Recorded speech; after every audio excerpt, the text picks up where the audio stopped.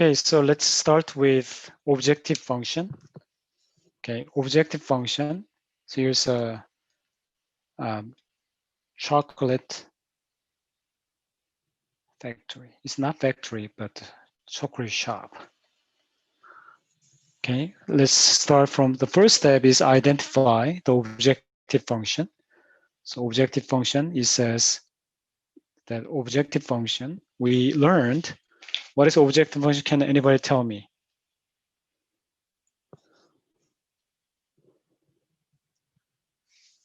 What is the objective of this chocolate shop?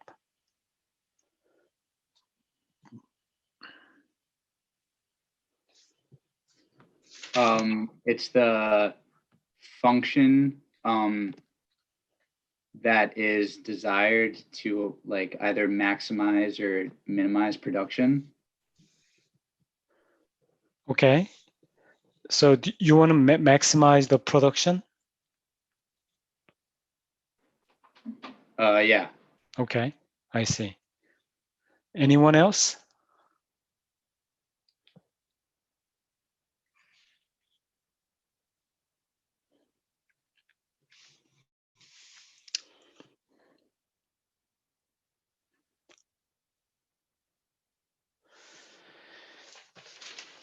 Can anybody tell me what's your objective function?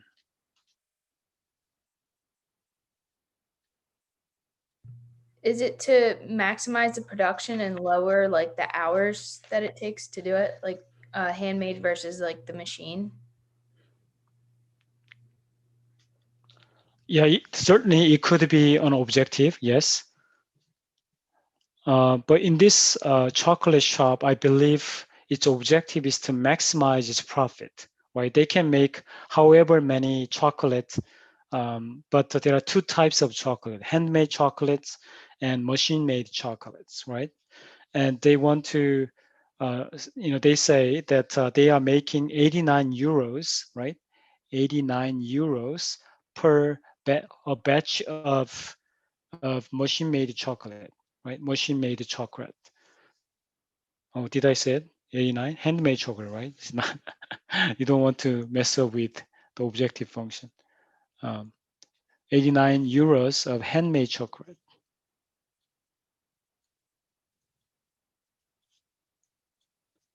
Oh, wow. Please. Okay, handmade chocolate. And how much money do they make for machine-made chocolate? They say 59 euros for machine-made chocolate. That's how much they make. So maximize, I want to say maximize Z equals 89H plus 59M, right?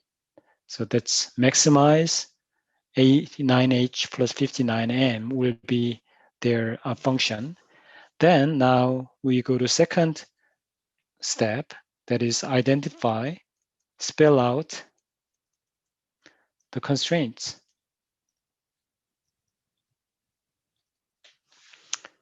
And we saw, how many constraints did you see? We saw actually two constraints, labor constraints and machine constraint. I'll be impressed if you found that. So tell me what you found regarding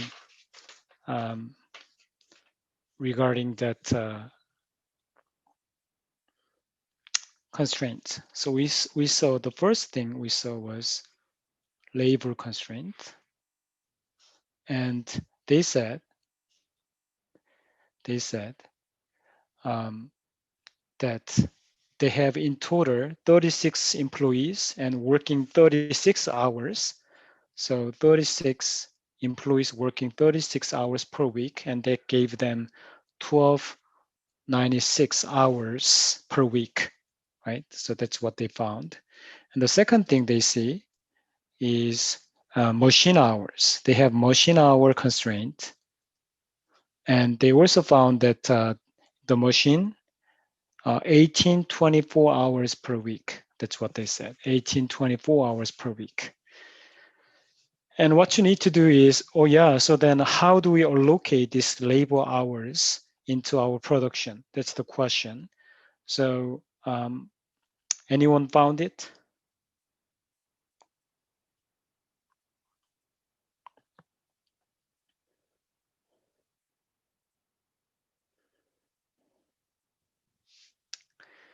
If you listen to it carefully, it said it takes 18 hours to make handmade chocolate, right? That's what they said.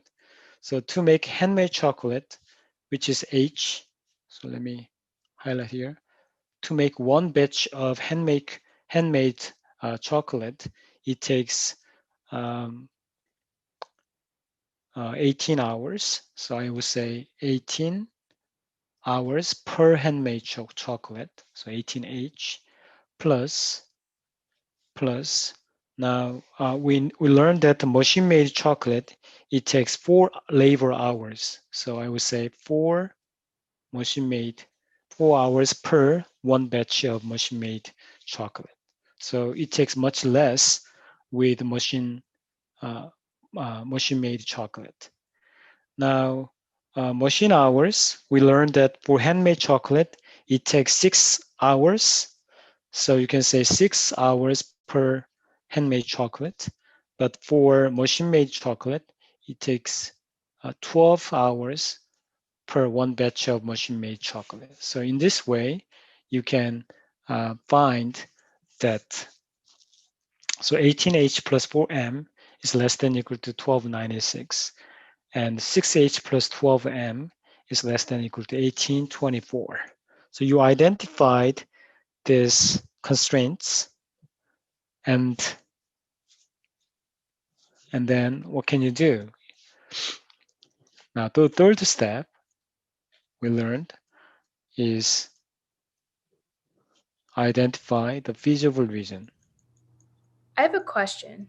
Mm-hmm. For the constraints, should it, like, I wrote down labor and hours instead of labor and machine. Would that be like wrong if I put labor and hours instead of labor and machine? So how would you put that into equation? Well, like I guess the first one may be like handmade, I guess. Mm-hmm. And then the second one machine. I don't know why I wrote it down like that. Yeah, so the question said, the video said that for handmade, it requires 18 labor hours and 6 machine hours. And for machine-made chocolate, 4 labor hours and 12 machine-made, 12 hours of machine hours. That's what it said. So it can be confusing to you. Yeah, no, that makes sense. I interpreted it the wrong way. Yeah, that makes sense. That's fine. Don't worry. I make mistake too. So we have to think about the question carefully and then translate that into equations. But the equation have to be set up right. Otherwise, your whole calculation will be inaccurate. So then you have to identify the feasible reason. So this one, what you can do is you have to find the coordinate, right? So you have to find the intercept. So first one, you look at this one. So 18H plus 4M is less than or equal to 1296. And to find the intercept, what you do is equation 1. So intercept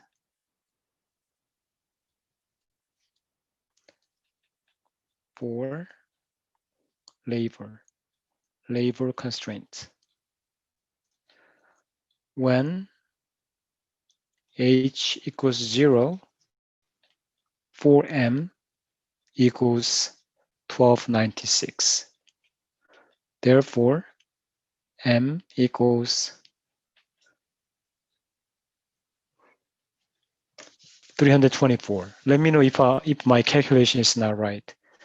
I'm just going by my head. So now when M equals 0,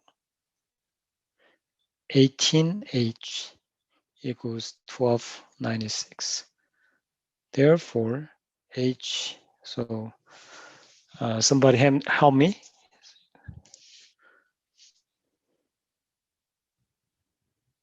So what is it? 1296 divided by 18.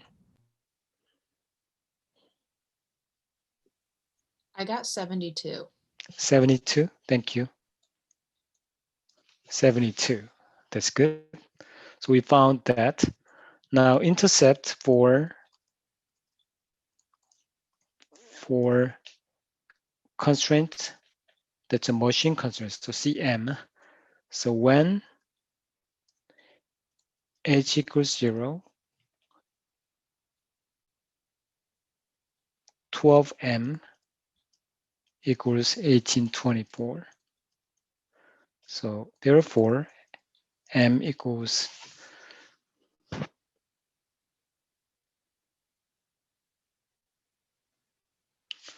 150.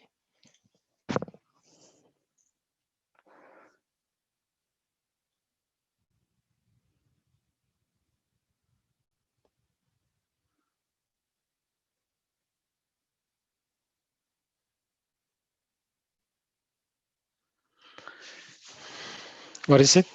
M equals 1824 divided by 12.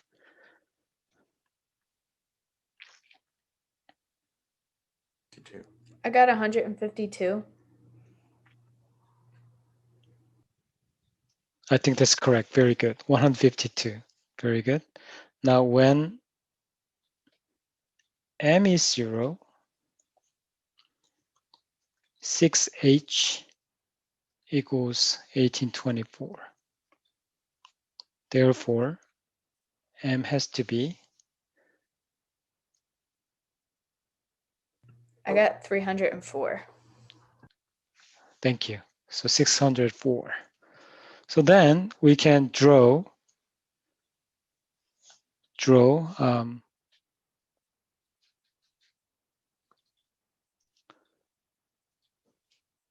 so we have to be careful here. So what is your H and what is your M? You have to be careful.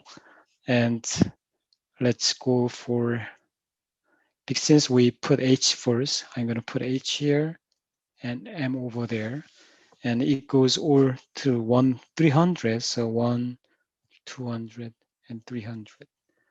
100, 200, and 300. So that's 100, 200, 300, 100. And for labor C, we see that M equals 324. So M, let me change the color. 324. And H is 72. So 72 here. And then connect the dots. Okay, that's a labor constraint. So I'm going to say here's labor constraint, CL. And for machine constraints, we see I'm going to use different color. Now let me use this color. And M is 152. So about here, 152. Hey, Professor, I'm just letting you know there's about like 2 minutes till 1:25. Now 1 minute. Okay. And then M is 304. What did I say? This is H, right? H is 304. And so together. And then we see that this is both less than and less than. Therefore, we know the feasible area is right here. And probably, although I did not do anything, this is going to be your solution. So A, B, C, D, and C is going to be your solution. And how do I find the C?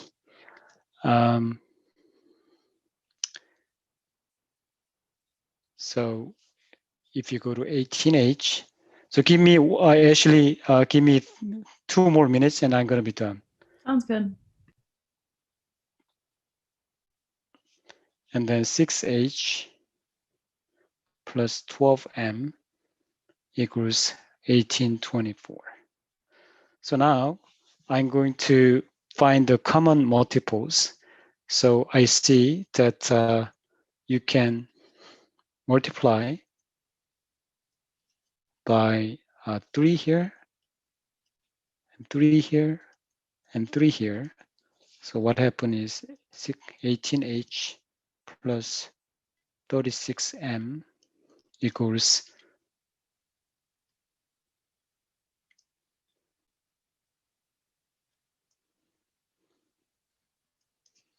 so that's this, and then you bring 18h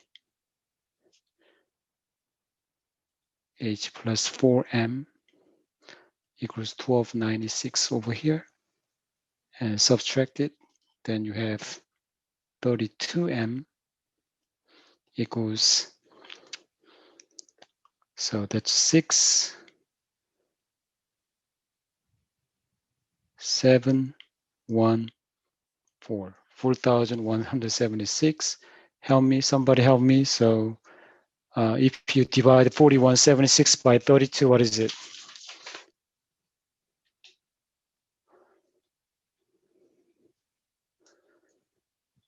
Uh-huh. 41. 30.5. You said 130.5? Yes. Thank you. 130.5. And plug that back here. Then you have 18h equals 1296 minus 4 times 130.5. Then 18h equals, let me calculate that. So 1296 minus 4 times.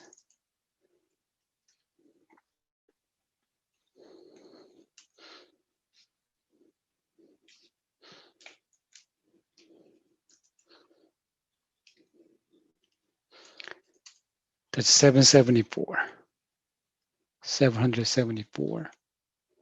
So 18h equals 774. So therefore,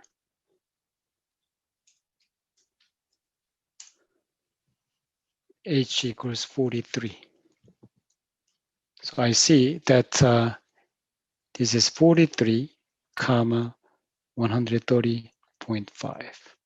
So that is going to be your answer, and plug this one into the formula here. Then your z, the maximum g is 89, h is 43, plus and 59 times 130.5, and that is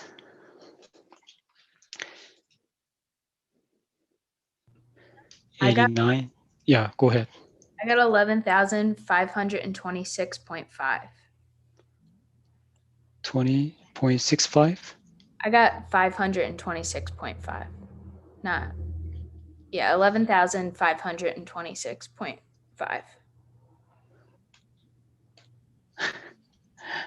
Okay, I said it like super fast. thank you.